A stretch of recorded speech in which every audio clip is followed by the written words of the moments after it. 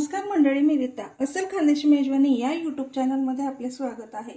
आज आपण बघणार आहोत अळीवाची खीर। चला तर मग वेळ न करता लगेच रेसिपीला सुरुवात करूया।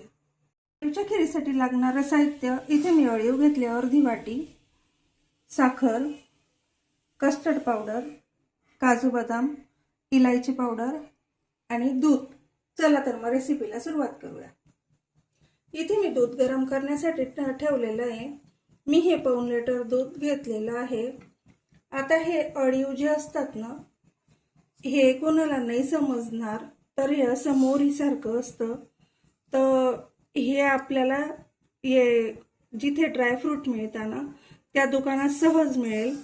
ह्या अळीवमुळे ना म्हणजे जे लेडीजला प्रॉब्लेम असतो कंबर दुखीचा वगैरे तो त्याच्याने होत नाही, किंवा बाळंतिणीला दुधाचा जर प्रॉब्लेम असेल तर इच्छाने छान हे पडतं। त्यामुळे हे आपण खीर करून प्यायची असते, किंवा मग नारळ येतं ना आपलं, त्या नारळाच्या पाण्यामध्ये हे भिजवून त्याच्यात लाडू करून तेही तुम्ही बाळंतिणीला देऊ शकता। चला आपण आता खीर बनवतोय।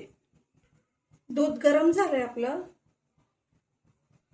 यामध्ये मी साखर टाकून घेते। आता साखर ही आपल्या इच्छेप्रमाणे टाकू शकतो। काजू बदाम टाकते,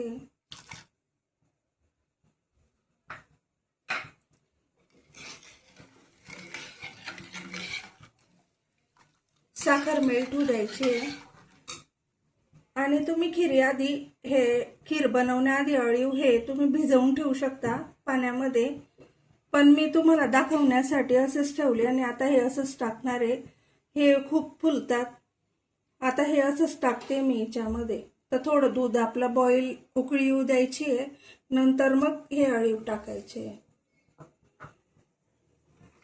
आता उकळी आली की बघूया आपण। तुम्ही बघू शकता मंडळी, दूध हे छान गरम झालेलं आहे आपलं। त्यामध्ये आता हे अळीव टाकून घ्यायचे आपल्याला।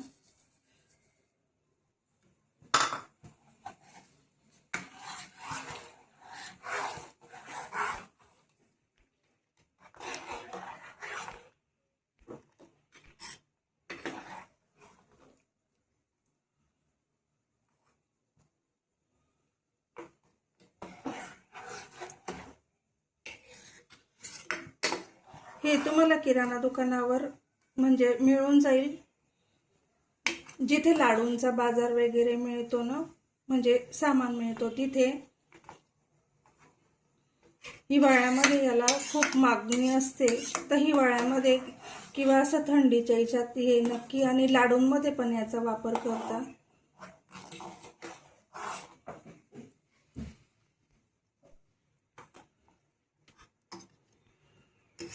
हे असे थोडे चिकट होतात, सब्जासारखे फुलतात ते छान। आता हे उकळू द्यायचं आहे। हे उकळल्यानंतर आपण याच्यामध्ये कस्टर्ड पावडर हे टाकणार आहे। मी दुधात मेल्ट करून ठेवलेली ती। ही पूर्णपणे ऑप्शनल आहे, तुम्हाला आवडलं तर टाकू शकता, नसेल आवडत तर बाळंतिणीला तर असंच देतात बिगर कस्टर्ड पावडरचं। पण आपण हे असं एक खाण्यासाठी बनवतोय, त्यामुळे हे कस्टर्ड पावडर मी त्याच्यात वापरते। आता हे कस्टर्ड पावडर टाकून घेऊ आपण।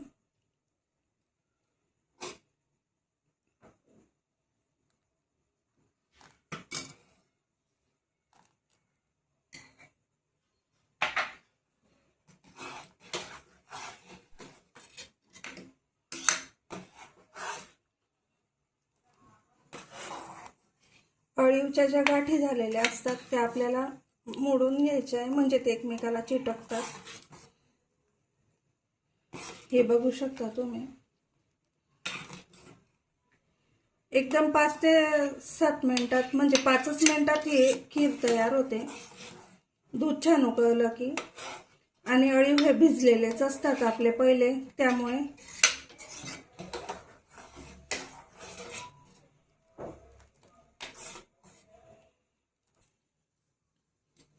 तुम्ही बघू शकता मंडळी, आपली खीर छान उकळते।